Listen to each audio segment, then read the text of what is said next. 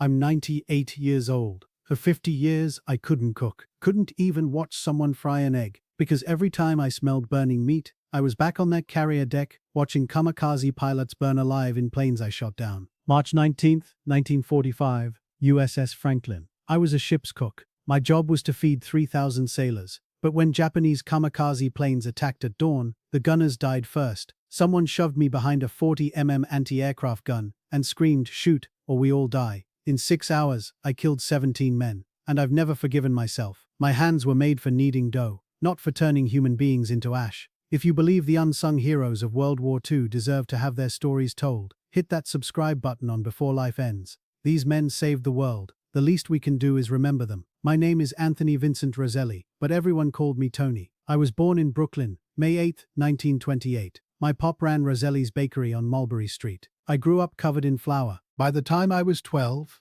I could make a perfect loaf of bread blindfolded. That's all I wanted to be, a baker like my father. But then Pearl Harbor happened. I was 13. By the time I turned 17 in 1945, I lied about my age and enlisted. Said I was 18. Joined the Navy because they said I could cook. I thought I'd make bread for sailors, keep them fed, keep them strong. I never thought I'd kill anyone. My older brother Marco enlisted in 1942, Marines. He died at Guadalcanal, never got his body back. My mother cried every day for 2 years. I joined because I wanted to make Marco proud, but I was scared of so I became a cook. Thought I'd be safe in the kitchen. Turns out, there's no safe place in war. They assigned me to the USS Franklin, an aircraft carrier in the Pacific. CV-13, unlucky 13, the guys called it. I worked in the galley, deep in the ship's belly, fed breakfast to 3,000 men every morning. Eggs, bacon, coffee. Simple work, honest work. But on March 19th, 1945, 50 miles off the coast of Japan, that all changed. In 6 hours, I went from cook to killer.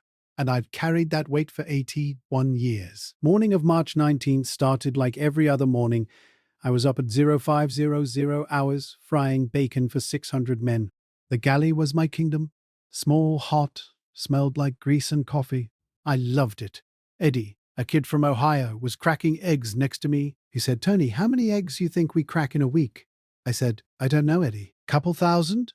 He said, "Try 10,000. I did the math. 10,000 eggs a week. We're an egg army. Sal, another cook from Philly, told Eddie to shut up about the eggs. Chief Peterson, our head cook, a gruff guy from Texas, said, "Roselli, bacon's burning." I flipped it quick and said, "Got it, Chief." Chief Peterson looked at us and said, "Captain says we're 50 miles off Japan. Closest we've ever been. Air Patrol spotted enemy planes. Stay sharp today, boys. If General Quarters sounds, drop everything and get to your stations." I asked, "Chief, what's our station?" "We're cooks," he said. "Damage control, firefighting, whatever they need. But don't worry, kid. Japs haven't touched a carrier in months. We'll be fine." The bacon sizzled. Coffee percolated. The ship's engines hummed below our feet. Everything was normal. Routine. I was good at routine. I didn't know that in 2 hours, routine would die. And so would most of the men I was cooking for. At 0630 hours, Chief sent me topside to deliver coffee to the gun crews on the flight deck. I grabbed the pot and climbed up. The cold air hit my face. Gun crews were standing at their stations, scanning the sky. I called out, "Coffee for the gun crews." A gunner named Mike O'Brien, Irish kid from Boston, said, "Hey, Cookie, you're a lifesaver. It's cold as hell up here." I poured him a cup and said, "How do you guys do this? Just stand here all day staring at the sky?" Mike said, "Someone's got to watch for Japs. Besides, beats peeling potatoes." I laughed and said, "I do that too." Mike grinned and said, "Tell you what, Cookie, if the Japs come, you man this gun and I'll make breakfast." "Deal?" I said. "Deal. But I don't know how to shoot." Mike said, "Just point and pull. Even a cook can do that." I laughed. Mike laughed. We both thought it was a joke.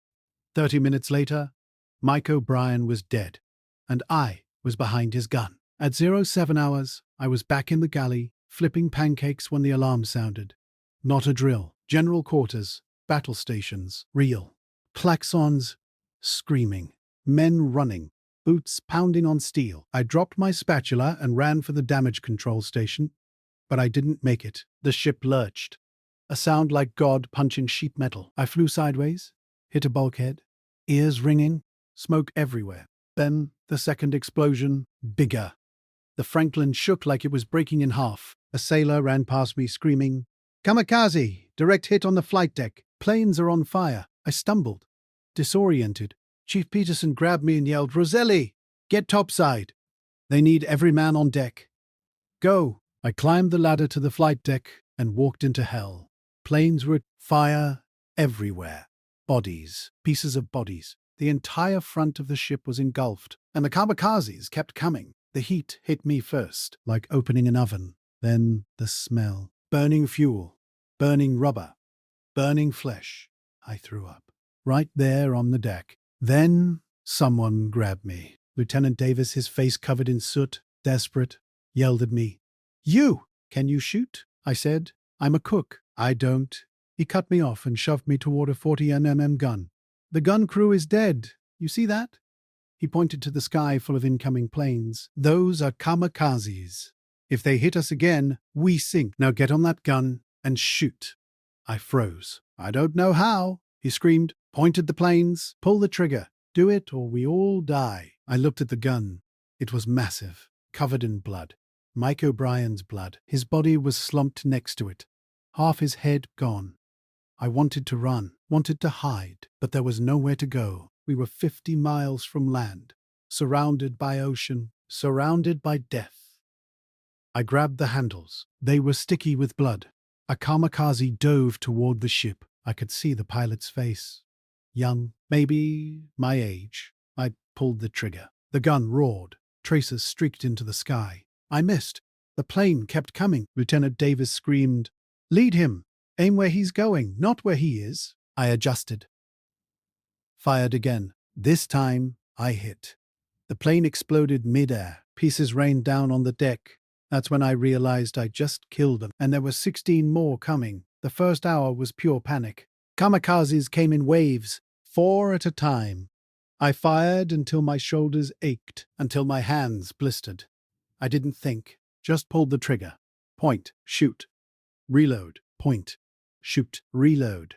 A sailor named Jimmy, 18 years old from Texas, manned the gun next to me. He yelled, "Cookie, on your left." I swiveled and fired. Got him. Jimmy said, "You're a natural." I shouted back over the gunfire, "I don't want to be." I shot down 3 planes in the first hour. Each one had a pilot. Each pilot had a name, a family, dreams.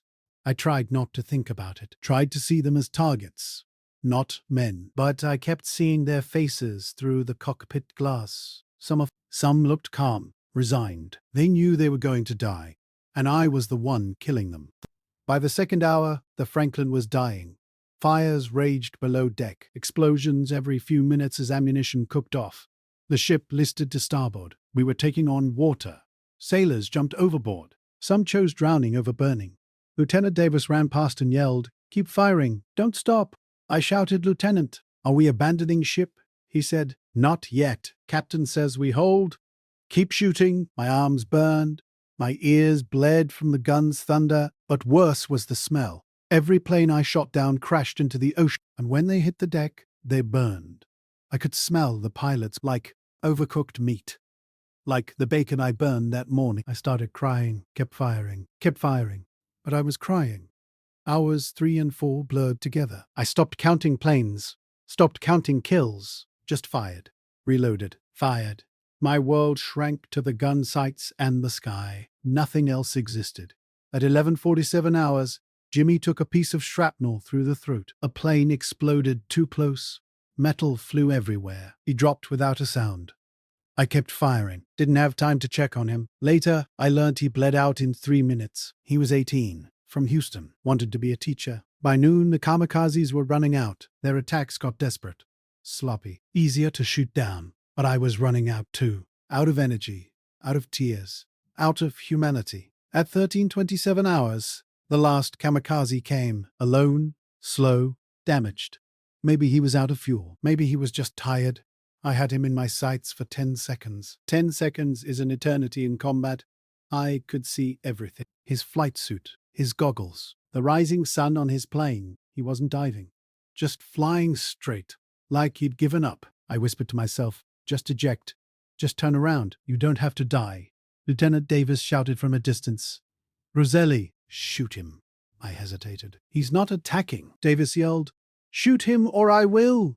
I pulled the trigger. The plane disintegrated. No explosion, just pieces falling into the ocean.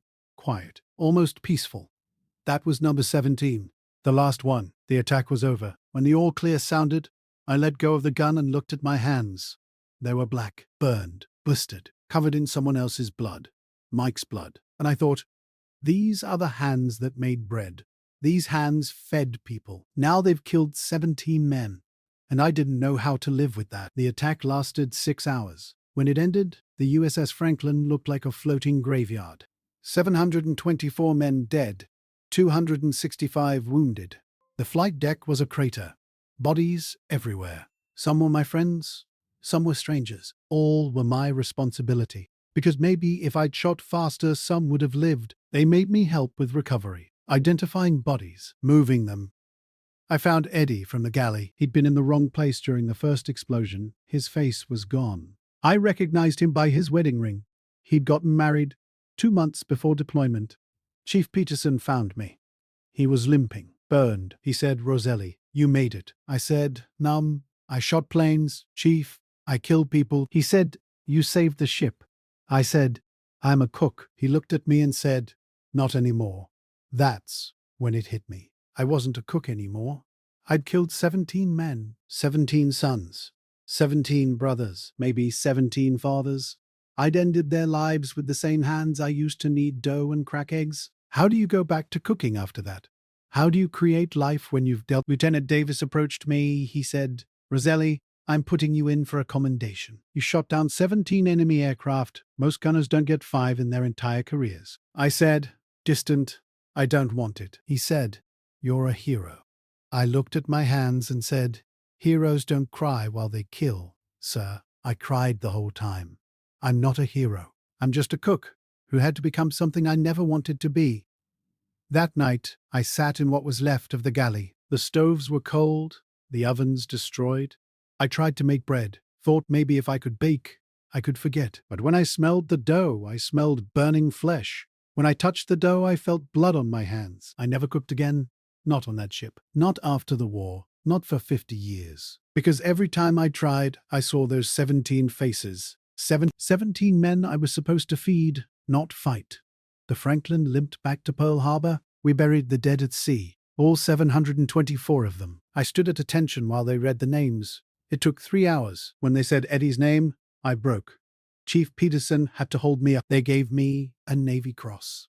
3rd highest medal. I accepted it but never wore it. Felt wrong, like I was being rewarded for killing. I know intellectually I was defending saving lives. But emotionally, I was a murderer. At least that's how it felt. I came home in September 1945. The war was over. My father threw a party at the bakery. Neighbors came. Everyone wanted to shake the hero's hand. But I couldn't be there. Couldn't be around food. Couldn't watch my father bake. The smell of bread reminded me of burning pilots. My father said, concerned, Antonio, the bakery is yours when I retire. You'll take over?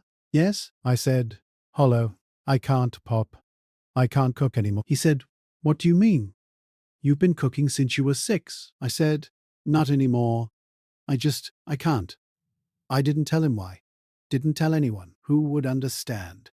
How do you explain that your hands, made for creating, became instruments of death? How do you explain that you're terrified of ovens because they remind you of burning? Didn't bake? Didn't even make coffee? My wife, Margaret, did all the cooking. She never asked why. Just accepted it. I got a job at a factory. Assembly line work. Mindless. Safe. No fire. No food. No memories. The nightmares came every night for 10 years. Same dream. I'm behind the gun. But this time, when I shoot the planes, they crash into the deck and I have to pull the pilots out. They're alive, burning, screaming, begging me to help. But I can't, because I'm the one who shot them down. In 1972, I finally saw a psychiatrist, VA doctor. He diagnosed me with PTSD, called it survivor's guilt compounded by role identity disruption. Fancy words for I couldn't reconcile being a nurturer who killed. He said I wasn't alone. Lots of support staff, Medics, chaplains, cooks who were forced into combat suffered the same. We didn't sign up to kill. We signed up to help. But war doesn't care about your job description. In 1995, 50 years after the attack, the Navy invited me to a USS Franklin reunion. I almost didn't go, but Margaret said, "Tony, you've been carrying this alone for 50 years. Maybe it's time to talk to someone who understands." At the reunion, I met Jack Morrison. He was a damage control officer. He said, "You're the cook who manned the guns." He said, "You saved my life. I was below deck fighting fire. If you hadn't stopped those kamikazes, I'd have burned alive." "Thank you," I cried. Right there in the hotel ballroom. Cried like I'd been holding it for 50 years. Because I had. Jack hugged me and said, "It's okay. You did good. You can let it go now." That night, I went home and made bread for the first time in 5 decades. It smelled like bread, not death. Just bread. I'm 98 now. Margaret passed in 2018. I live alone in the same house we bought in 1950. I bake sometimes, not often, but sometimes. Bread. Simple bread. It helps. Every year, on March 19th, I visit the Navy Memorial in Brooklyn. There's a plaque with the names of the 724 men who died on the Franklin. I bring bread. Leave it there. I know it's symbolic. They can't eat it. But it's my way of saying sorry. Sorry I couldn't feed you. Sorry I had to kill for you. Sorry I survived. People call me a hero, but I don't feel like one. I feel like a cook who failed at his job. My job was to feed, to nourish, to keep people alive through the simple act of providing food. Instead, yes, I saved the ship. Yes, I protected my brothers. But I also took 17 lives. 17 men who were just following. 17 men who probably had mothers who cooked for them. And I killed. Here's what I learned. War doesn't care who you are. Doesn't care what your job is. Doesn't care about your dreams. War takes bakers and turns them into killers. Takes healers and forces them to choose who lives. Takes children and makes them adults in 6 hours of hell. If you take one thing from my story, let it be this. There are no safe jobs in war. There are no non-combatants. Everyone fights. Everyone bleeds. Everyone carries scars. I don't know the names of the 17 pilots. I've tried to find them. Researched Japanese records, but kamikazes often weren't listed. They were considered expendable ghosts. Just like I felt, but I remember their faces. All 17. And I hope, wherever they are, they've forgiven me, because I haven't forgiven myself. If you think these stories matter, if you believe the hidden costs of war need to be told, subscribe to Before Life Ends. Share these stories, because the men who fought, on both sides, deserve to be remembered as human beings, not just statistics. I'm 98 years old. I was a cook who killed 17 men to save, and I've spent the last 81 years trying to understand if I'm a hero or a murderer. Maybe I'm both. Maybe that's what war does. It turns us all into contradictions we have to live with. Thank you for listening. Please subscribe to Before Life Ends. And remember the 724 men of the USS Franklin who didn't make it home. They're the real heroes.